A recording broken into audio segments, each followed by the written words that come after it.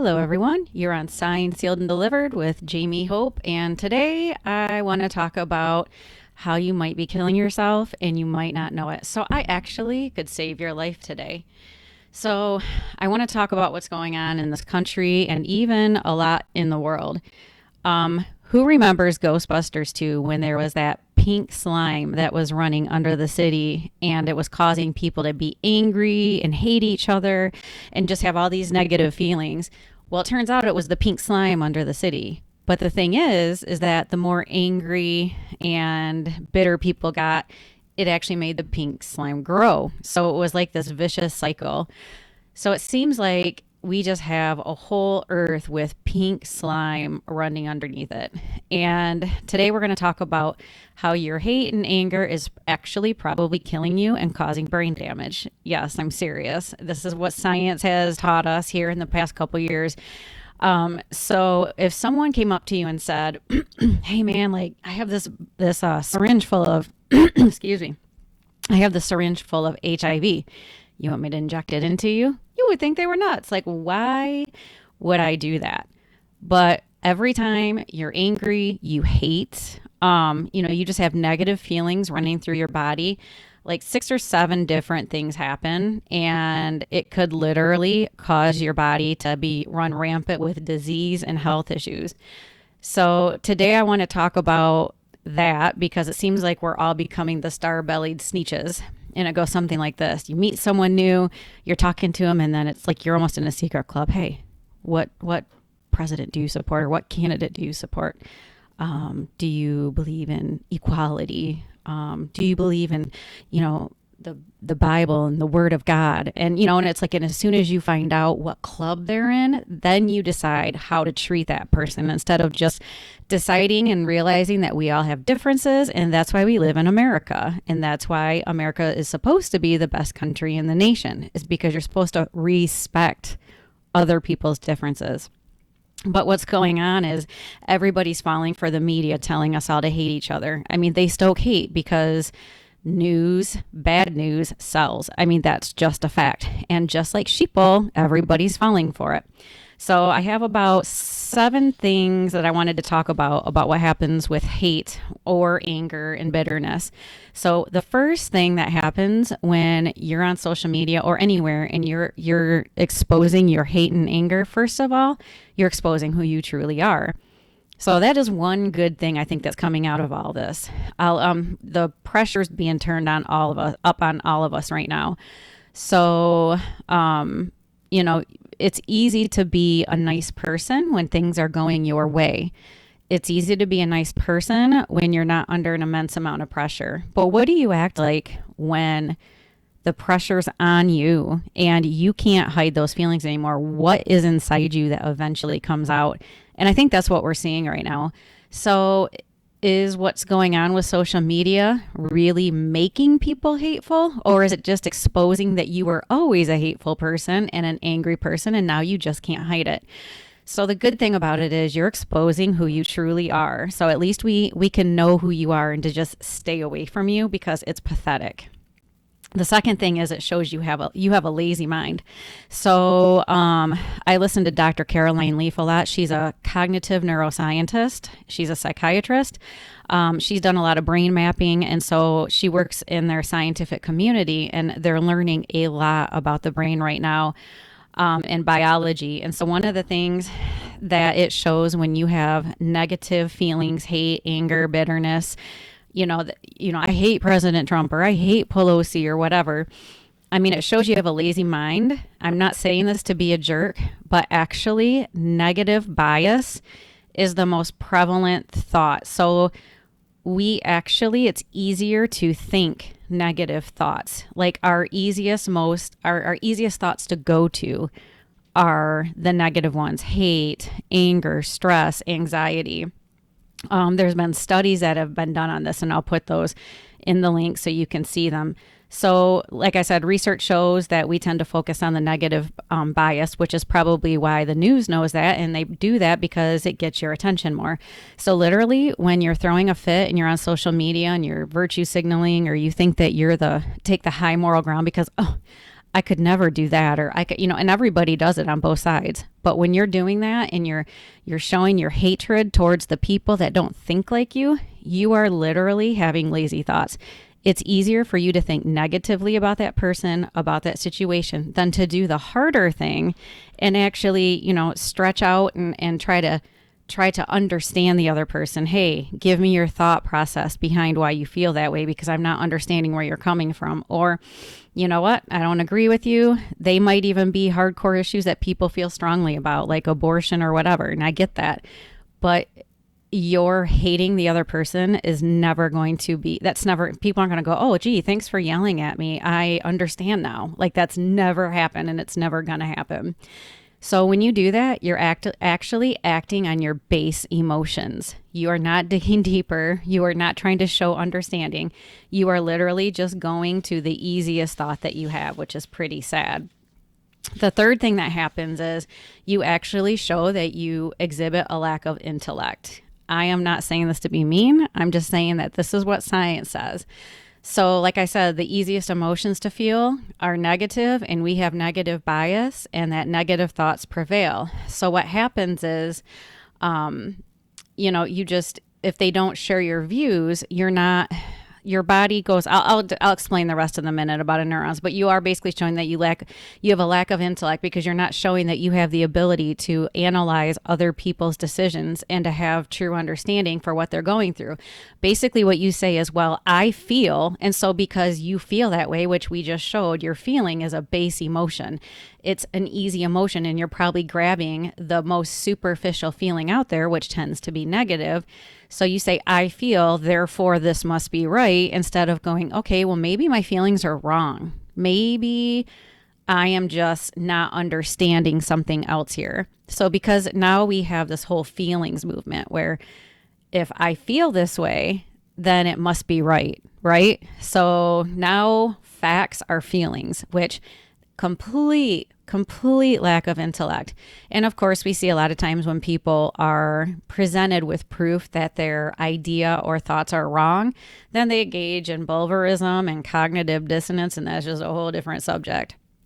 So the fourth thing that happens is you are contributing to childhood bullying when you do this. You are the same adults that are like, why are our children bullying each other? Why do they hate each other? Like, this is a big problem. Like, I can't understand where it's coming from. Well, it's coming from you, because I'm sorry, those kids that seem like they're out playing in the corner or doing whatever, they're still listening to you. And you're the same people that get on social media, and you're the same people that will sit there and bully people you don't know, other adults on social media. And I'm sorry, but attitude reflects leadership, as we were told once in Remember the Titans. So your kids are going to reflect your leadership or lack thereof. So all of you out there virtue signaling about bullying, I can't believe kids bully. Well, it's probably coming from you, left and right. So just remember that if you can't treat people and not bully them as an adult and treat them right, how do you ever expect our kids to do the same? So until you start acting right, don't expect our kids to. It's sad. It's really sad. We are being a really pathetic example to the next generation. The fifth thing that happens is hate and anger literally cause brain damage. Yes. When you have repeated thoughts of negativity, hate, anger, like we see all the time in the news now. I mean, it seems like everybody hates everybody, especially celebrities. They get on their soapbox and, try to tell us how to live. And if we don't, they have this righteous indignation, But really what happens is your neurons, when you think these easy-based thoughts, these negative feelings, the more you think them, your brain likes to run as efficient as possible. And so you create these neurons. These neurons branch out and create these connections to make it easier to think that way the next time. So the next time it's easier to think the negative thought, and then it's easier to think the negative thought. So really it becomes harder to actually think positive thoughts. So repeated complaining actually will rewire your brain to make future complaining and angry easier to go to. You are literally creating brain damage by your repeated negativity and hate. So research at Stanford University, and I'm going to read my notes here, but research from Stanford University has shown that complaining shrinks the hippocampus. That's the area of the brain that's critical to problem solving and intelligent thought. Damage to the hippocampus is scary, especially when you consider that it's one of the primary brain areas destroyed by Alzheimer's.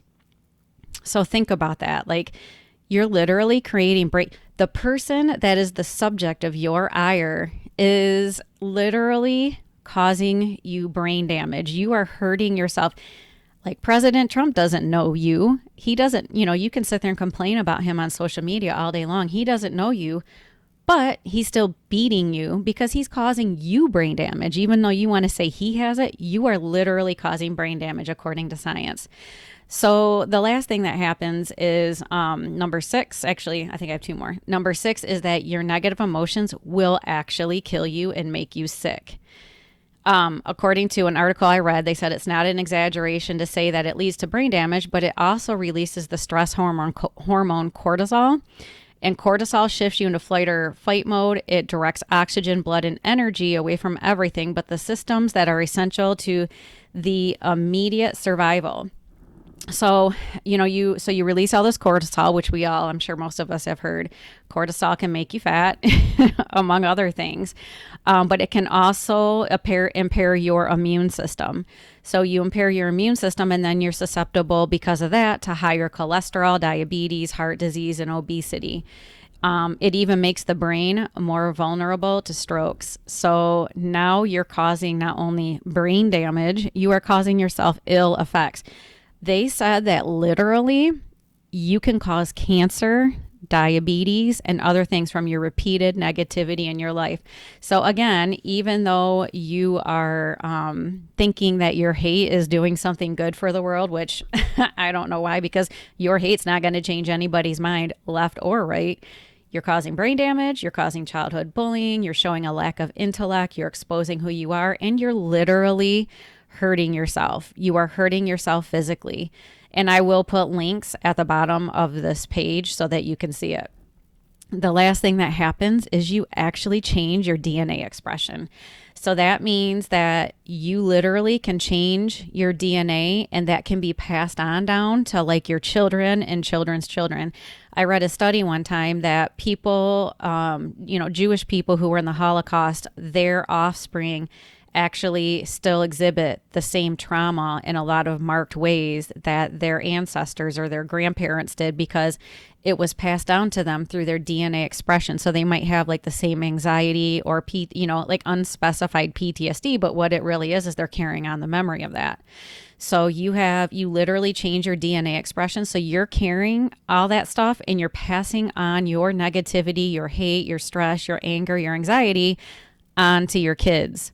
So now you're causing generational issues. And this, you can easily see how this can devolve. If hate and anger and negativity causes all these things like brain damage, health, DNA expression, not only are you going to overwhelm the system eventually with a lot of healthcare issues, which is what we're seeing already. We have poor food, and now we have poor performance of the brain and the body, and that's all due to negative emotions, because people obviously would rather be miserable. I mean, if you look at how people are talking on it's like they're addicted to misery, right? So then now you're going to hand it down to the next generation. We're going to have another generation of people, and it's just going to keep devolving. So where does this stop? So I'm just giving you guys some stuff that I've read about from these cognitive neuroscientists. These are people at the top of the field. It's really interesting what they're able to do with technology. And I will be putting up some of these pictures of the neurons and all of that, and how they will actually fire wrong if you're consistently showing negative behavior and hate. So the next time you want to hate Donald Trump and you want to sit there like these celebrities are always tweeting out, they're just vile stuff. Or you hate, Nancy Pelosi and Chuck Schumer, who don't give two craps about you, by the way. Like, they're living their best life regardless. But you're over here feeling all pent up with anger and rage, and the only person that you are hurting is you and your next descendants, your generations ahead. So they win. They win twice. They're in your head. They get to live their life the way they want, and yet you're the one that ends up sick and crazy from it. Does that sound like something that you would want to do? So the next time you want to get out and go all virtue signaling on everybody and you want to sit there and stand up with your righteous indignation and anger, just remember you're killing yourself and the person that you're directing it towards already won. So this is Jamie Hope with Signed, Sealed, and Delivered, and I will see you guys all again soon. Thanks. Bye.